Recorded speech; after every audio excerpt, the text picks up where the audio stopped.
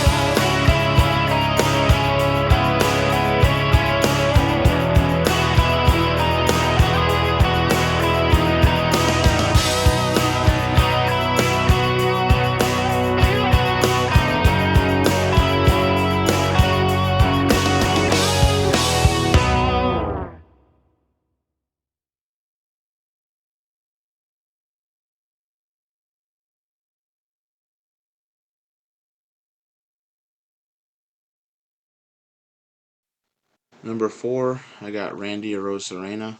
He's 28 years old, 3 years in the MLB. He signed a 1 year, $8.1 million contract. They try to avoid arbitration with him, which is smart, but at the same time, they're going to have to pay him the big bucks eventually. 3 years ago, he was a huge part of the Rays going to the World Series. Eventually lost to the Dodgers in 6 games. Overall, had this clutch gene to him, and he still does. Did really well this year. That's why he's top five, honestly. Very underrated. Not many people watch Rays games, so overall, he played 151 games, so he was able to play everything but 11 games. Pretty impressive. 95 runs scored, he had 140 hits. The 23 home runs, 83 RBIs is not bad. He did strike out a lot, 156 times. He did steal 22 stolen bases, though, so impressive there. His batting average is okay, 254. Slugging 425. It was all kind of it's decent numbers. Um, at left field, he did start 137 games though. Eight assists, one double play. He had a perfect 100% fielding percentage. So, again, he is right there with the Yordan Alvarez and the Austin Hayes for that. Um, he was an all-star, and in the postseason, it's not his fault that the Texas Rangers were just the better team in general. But in the 2 games that he played, he was their offense. He had 3 hits, he had a double. He was 375 batting average, which is nice. 375 on base and a 500 slugging. So overall, decent year. I definitely see him having another big year this year, and Rays never count him out.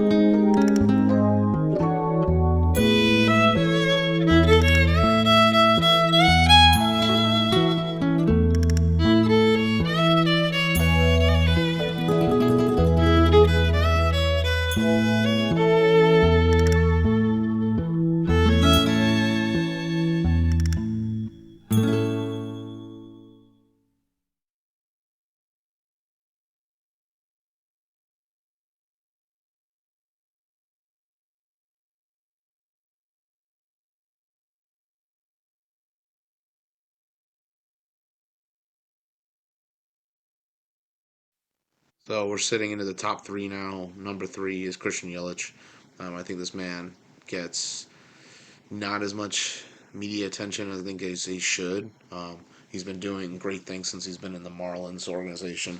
Moved to Milwaukee, and he won an MVP, I believe, in 2018, 2019, something like that. But overall, I mean, he's one of those left fielders that is must watch TV. Yelich, 32 years old. He's been in the league for 10 years. He has a 6-year, $116 million contract still with Milwaukee, with a mutual option for his last year. Pretty much, if he were to decline that option, all that money would be $2.5 million that they would have to pay to Yelich each year from 2031 to 2042. But if exercised, they'd have to pay him 2.3 million from 2031 to 41 and 2.7 million in 2042. So either way, if they were to do that route, I don't think they would unless he's declining exceptionally bad. Overall, I mean, I look at him. Played 144 games, so that's a lot already. I look at the numbers wise, 153 hits, that's nice. 34 doubles, I like that. 19 home runs, 76 RBIs, it's okay. Struck out a lot, 140 times. Had 28 stolen bags, it's pretty good. 278 average, not bad. 370 on base, 447 slugging, 818 OPS, not terrible. Fielded 121 games that he started at left field. Only 2 errors, right? So the 99.1 fielding percentage really stands out. That's some Gold Glover stuff. Even though he didn't win one, fantastic for him. Postseason wise, he only played 2 games. They lost to the Diamondbacks in the wild card series. But I mean, 2 runs, 4 hits, a double, 1 stolen base, and had a 500 batting average, a 600 on base, 625 slugging, and a 1.225 OPS. It's pretty darn good. Definitely, like I said, a great MLB player that people don't talk about enough, but he's one of the best left fielders in the game, and definitely there's no question as to why. If he doesn't get that, Gorman's running forever. Tyler Hill for sure is going to be able to score on that. That completely sells out to his line drive and able to grab it just before it hits the ground. Hit the play by Yelich.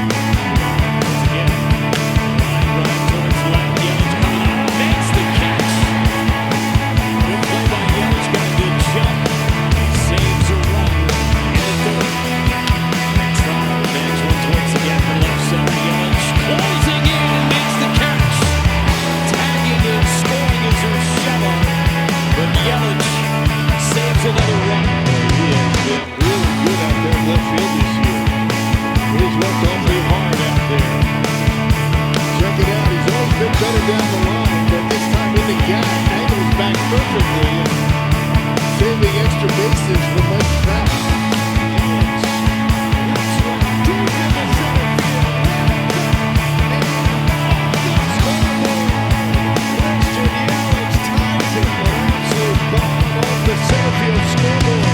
With number 5. Well, as long as he's hitting a while. 9th home run allowed by Greinke. A 2-out, 2-run homer. Just a high, towering home run. Yelich, as always. All right, so number 2, man, we got Bryan Reynolds.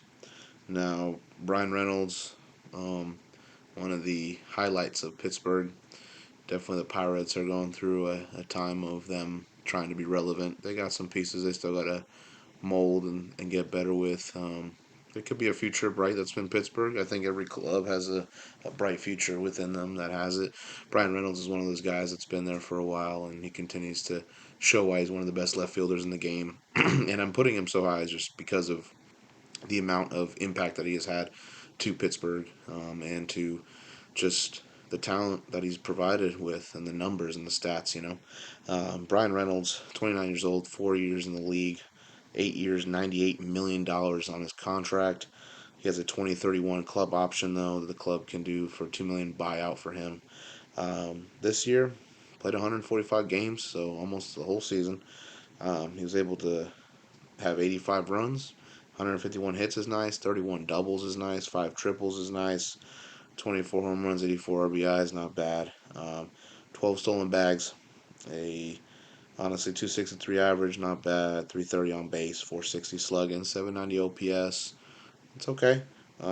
Fielding wise, 112 games that he started, 119 that he played at left field. Had an assist and an error for a 99.5 fielding percentage. He was first in the NL for that.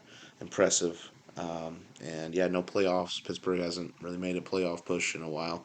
But overall, Bryan Reynolds is one of those highlights of this team, and he continues to impress people in the league, and I love watching this guy. With a cannonball from Reynolds. And now Reynolds going to drive one toward that pesky pole, and that one is gone. Fly ball to right, going back is Verdugo to the wall and clear the deck. Another cannonball coming. And now Bryan Reynolds puts a charge into one, deep to right center field. Do we have another? And we do! Clear the deck! Hits this one deep to left field. Doesn't have enough height. Off the top of the wall, the green monster. Reynolds has to race into second and nearly hit another home run. And how about Mr. Bryan Reynolds with an RBI single to score Heiner, and the stolen base pays off. And left the wall. Can't make the catch. It's hard against the wall and left, and Reynolds into second base with an opposite field double. This ball to center field. Robert back to the track, approaching the wall. Clear the deck. Cannonball coming. Right field. Get down and does. Oh, baby. This scores 1, 2, and here comes Reynolds.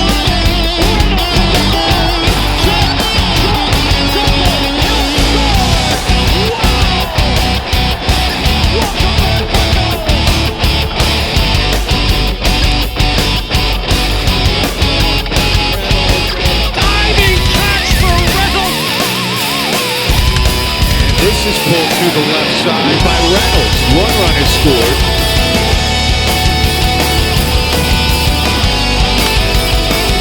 Shot down through the left side for a base hit. Comes big toward the plate. This will be 11th run. 18 of them with the line drive fair. And Reynolds will take off. A double for Reynolds. Line to right field by Reynolds. Right fielder Senzel will get the ball in, and the sacrifice by first. Line this ball for the right field corner. And Bryan Reynolds, after a little bit of a slump, looks like he's back.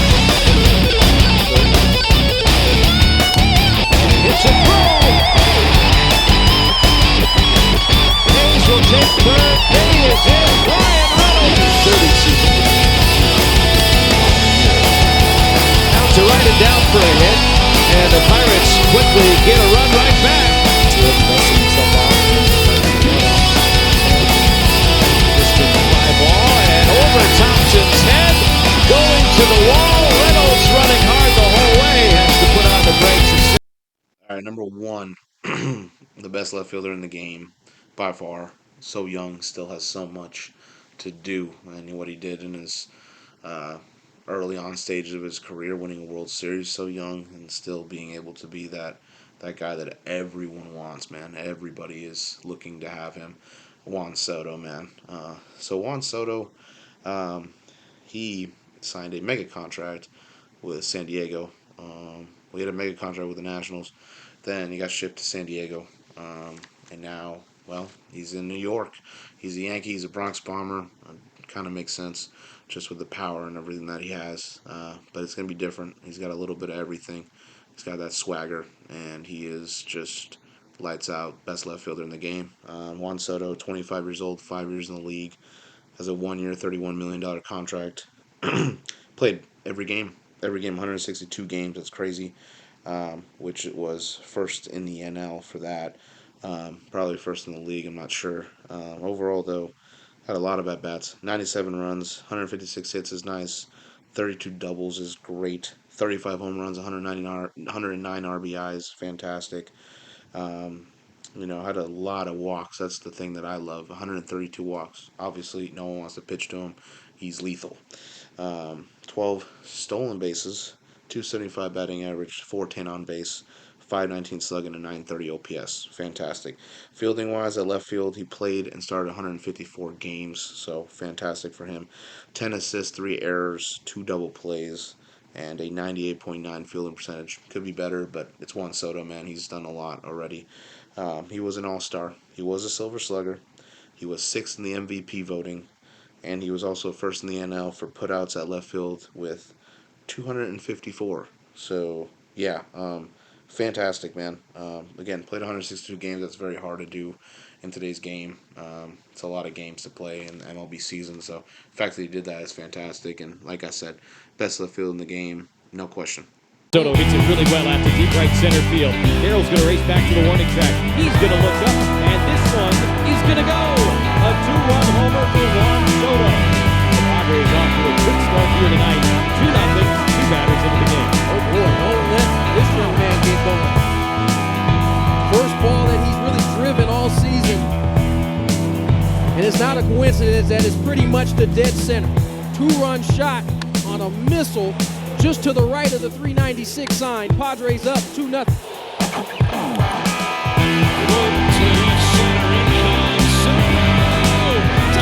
And makes the catch. Juan Soto in left center field makes the catch. Keeps this game tied. Covered a line around and then laid it out. Fly ball to center field. Taylor back at the wall. He leaps and it's gone. Onto the berm and straightaway center field. Juan Soto's gone deep. His 6th home run of the year. And the Padres have cut the Twins' lead in half just like that. It's 2-1. 4-17, the top of the tape on the home run for Juan Soto. Somebody's getting hot. Talk about swinging the bat really well. You're looking at him, number 22, Juan Soto. Outer half, great extension. Oh, it had that sound. It had that sound. Soto drives it to deep right center field. Back goes Duran, and that's gone. A quick answer from Juan Soto in the bottom of the 2nd inning. Padres on the board. Home run number 8 of the year for Soto.